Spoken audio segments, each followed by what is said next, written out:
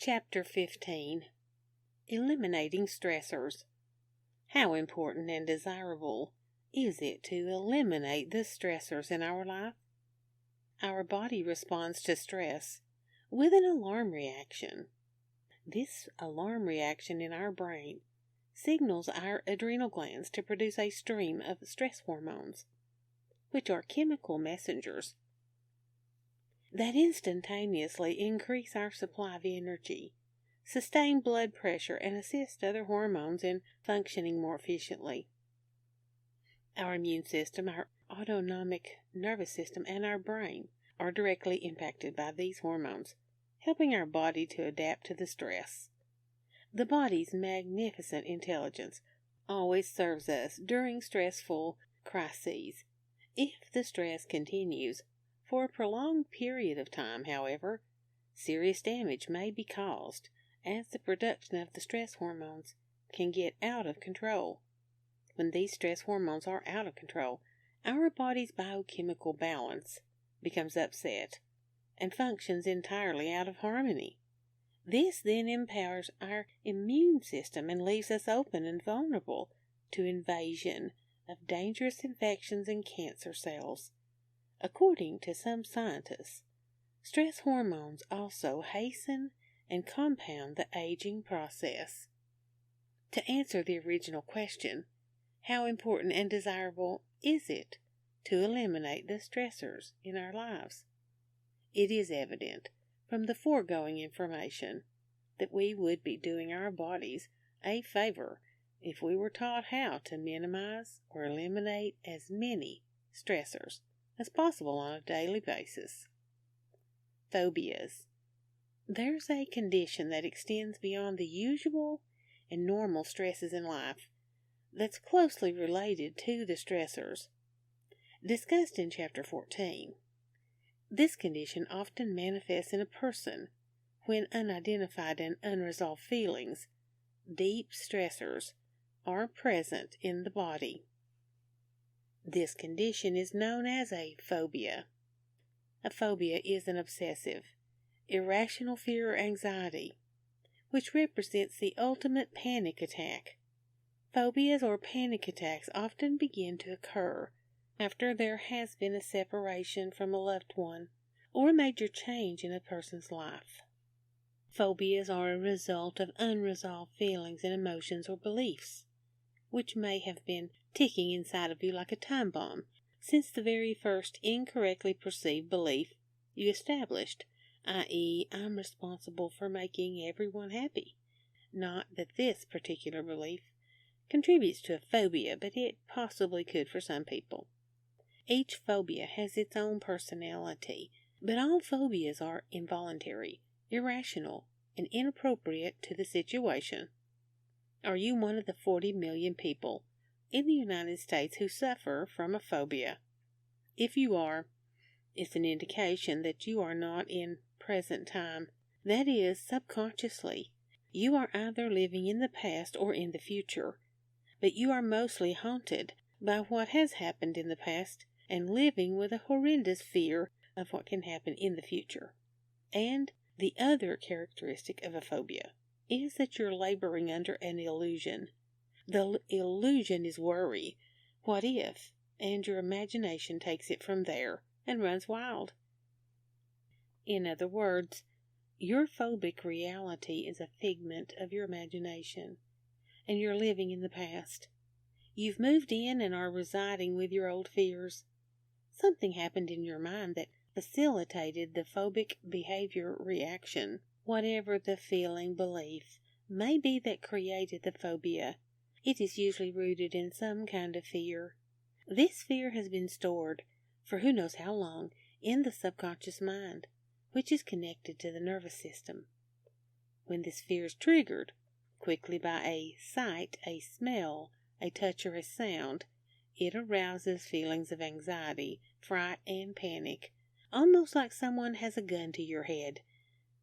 And the nervous system jumps into action, responding to the trigger by supplying all the unpleasant reactions that have been created by the fear stored in the subconscious and a wild imagination. Major trauma in a person's life can also establish a fear that causes a phobia. If the trauma, at the time of its occurrence, is more than the person can cope with emotionally, often the mind provides a block and keeps the person from remembering the incident. Case in point is Sherry, a client who at 14 years of age was left alone in a motel room by her parents for a short time. Two men broke in and turned the radio up very loud and proceeded to rape her. This trauma not only caused Sherry to panic thereafter every time she heard the stirring melody of America the Beautiful, the piece that was playing on the radio as she was being violated. But the trauma, not resolved until 20 years later, also caused her the phobia of being unable to drive on the freeway because she felt so out of control.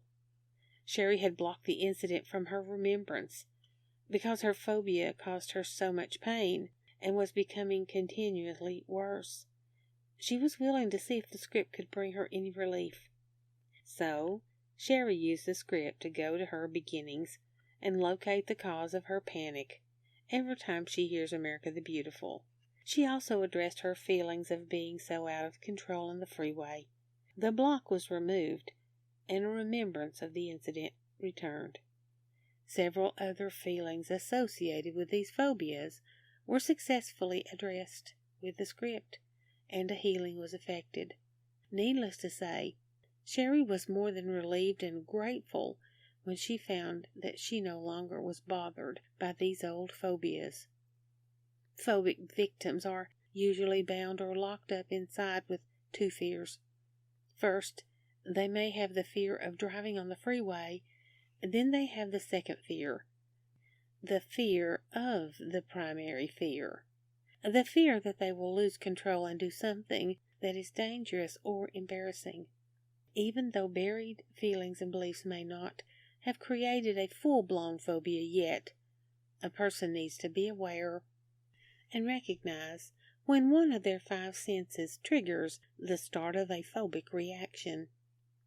At the very moment, the feeling reaction, exactly what is being felt, needs to be faced, not resisted or denied. Resisting or denying a feeling creates a block in the energy flow, which makes it worse. State exactly what is being felt and start processing with the script those feelings that are coming to the surface. An example of how to facilitate relief from a phobic attack, as it is happening at the moment, would be take a deep breath in your nose, letting it out through your mouth slowly. Do it a second time, letting your body totally relax. Then say, Spirit, please locate the origin of why I feel like I'm losing my mind, or whatever, fill in the blank. Continue on through the rest of the script, coming to the replacement line. Let it go now, permanently. I feel perfectly sane, calm, serene, and tranquil. These are merely suggestions of phrases to use for the positive replacements. You may have something you feel is more appropriate or that better suits you. Then use it. Here again, my suggestions are merely to assist you in processing with the script. Processing feelings at the onset of an attack can help relieve the phobia before it is fully developed. If a person is not able to process their feelings soon enough to have immediate positive results, they may want to recall their feelings at a later, calmer time and process each one of those through the script. Then, every person affected by a phobia will have a different experience when doing this. There is no way to predict how many times it will be necessary to use the script in the process of eliminating a phobia. The important thing is to continue with the processing and address any and every feeling that is surrounding the phobia. Oftentimes the person who experiences a phobia is in a chronic state of neurosis. The neurosis is due to the fact that they're being constantly irritated and agitated by their own thinking patterns. Talk about the conscious thinking and the subconscious feeling being at war, fearful of when the next phobic attack will occur.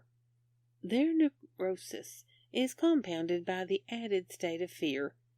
Perhaps, if you haven't already, you now catch the vision and importance of tuning into your thoughts and feelings immediately, if not sooner. What are some of the fears connected with phobias? The most common are fear of abandonment, fear of being alone, of being suffocated, fear of bridges, fear of cancer, of cats, cemeteries, closed areas, confrontation, fear of crime, criticism, crossing the streets, fear of crowds, of dark places, of dogs, of driving, fear of driving on the freeway, fear of dying, fear of engulfment, fear of falling, fires, fear of flying airplanes, fear of going crazy, fear of heights, illness, insects, loud voices, mice, fear of meeting strangers, people in authority, public places, fear of rape, rejection, riding in buses or trains, fear of social interaction, fear of speaking in public, fear of tunnels, fear of water. People who experience these phobic fears usually feel trapped. This trapped feeling creates terror. They feel out of control, or they feel they have no control of what is going to happen in their life. They feel that there is no escape from this situation. There is no way out. The phobic person makes a concerted effort to avoid the place, situation, or thing which triggers the phobia. A phobic also fears that what they are afraid of will wake them up in their sleep, and then no sleep can come because of the panic, anxiety, or terror of the situation, whatever it may be. Their plight becomes a catch-22 situation, like a squirrel in a round cage, running endlessly and getting nowhere. A phobic attack can appear very quickly, and generally a person cannot identify how or where it started. The thought pattern then becomes a behavior pattern, a habit, and the squirrel is off and running again, with the rut getting deeper and deeper. Symptoms of a phobia are normal bodily reactions. They're just happening at the wrong time. These symptoms may include palpitation of the heart, shortness of breath, dizziness and lightheadedness. A person may be very nervous and fidgety, or they may have a difficult time swallowing or breathing and start to sweat. Often they experience rubbery legs, feel faint and trembly. They may experience a strange tingling, and their chest may hurt. A phobic often feels impending death, or like they're going to go crazy. As one phobic stated it, I feel like I'm sitting in the middle of a room that's raging with fire, but there are no windows or doors. If any of these symptoms occur 3 times a week, this is the first sign of a phobia. Phobias usually happen to people from ages 25 to 45 years. If the phobia is not corrected, it increases in severity. It eventually controls a person's life. Women are more prone to phobias than men, but men will usually turn to alcohol in an attempt to minimize or avoid their phobia. When a phobia starts to develop, there are several things a person can do to distract the phobia and keep it from progressing while they are going through the script. Focus on the present. Wiggle the toes. Tap on the table or tap with a pencil or fingers. Massage on the back of the neck. Chew on the tongue. Tense the hand and relax it. Listen to music. Carry a handkerchief sprayed with favorite perfume and smell it. Draw an imaginary circle on the floor that represents present time and step into the circle. Any of the foregoing will facilitate a person's ability to maintain their focus and stay in present time. A positive affirmation statement that also helps keep a person in present time is, I love myself just the way I am. Perhaps the most beneficial thing that you can do, however, is to go through the script while standing in the imaginary circle, addressing your feelings of the moment. Doing the script at this time is effective, and one of the best applications of all of the suggestions in this chapter to relieve or halt an attack. Bear in mind that although the suggestions above have the ability to move one successfully through a tense moment, addressing the feelings one experiences at the time of the phobia is critical to eliminating the phobia. Another factor valuable for your information is that hypoglycemia and phobias may be linked. According to Philip Bate, Ph.D., psychoanalyst and former director of the Maitland Psychological Clinic in Maitland, Florida. Dr. Alan Goldstein, Ph.D., director of the Temple University Medical School Agoraphobia and Anxiety Center in Philadelphia, made a similar observation.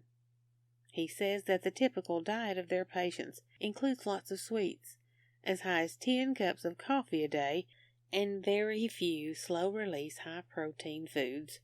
Obviously, adequate nutritious foods are very important to your health, chemical balance, and well-being.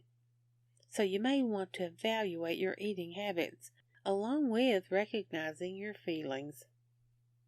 Owning the phobia and accepting it is a fundamental requisite on your road to overcoming the phobia.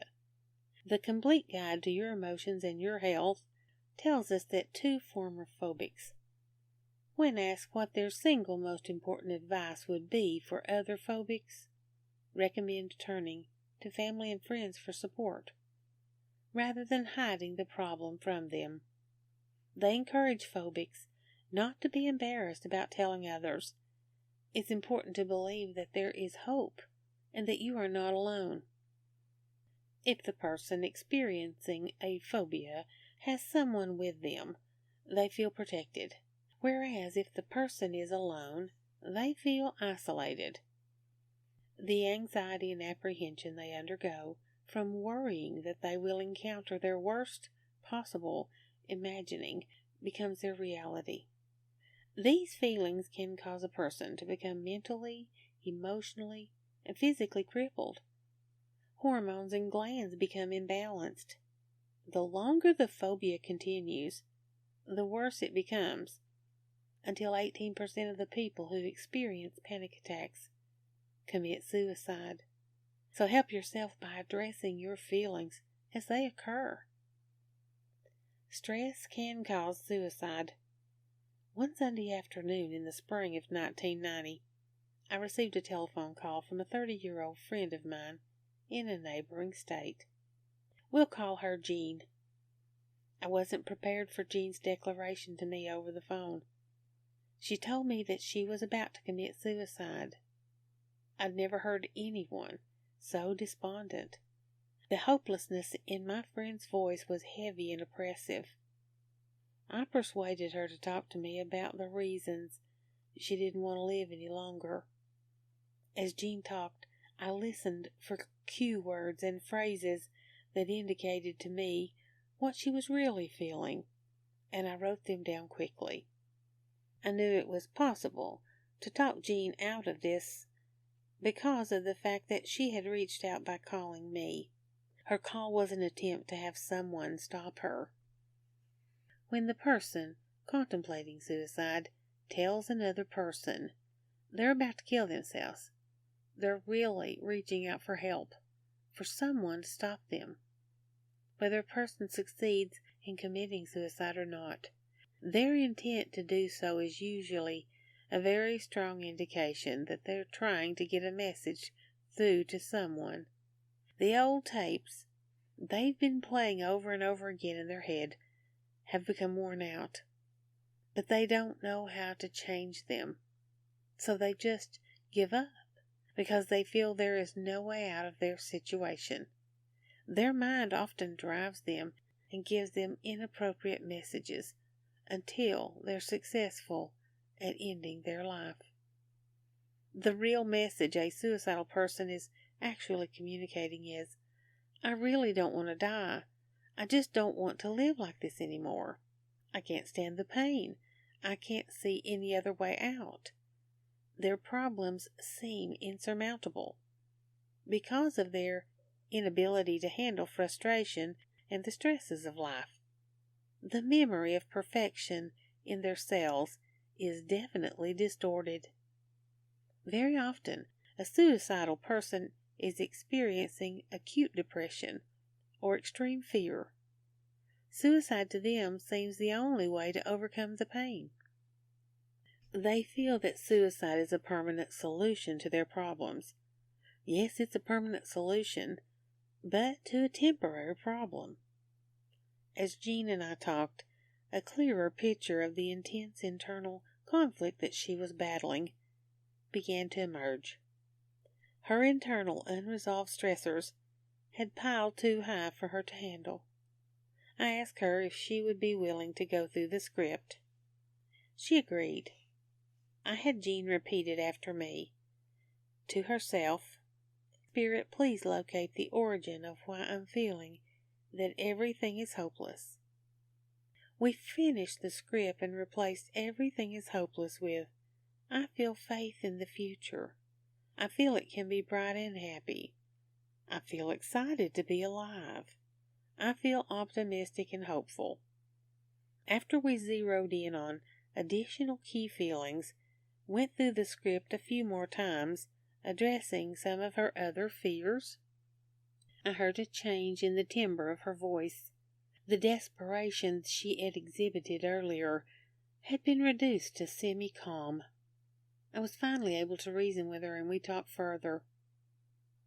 Jean became amicable, and subsequently agreed to forget about ending her life that day, promising to stick it out.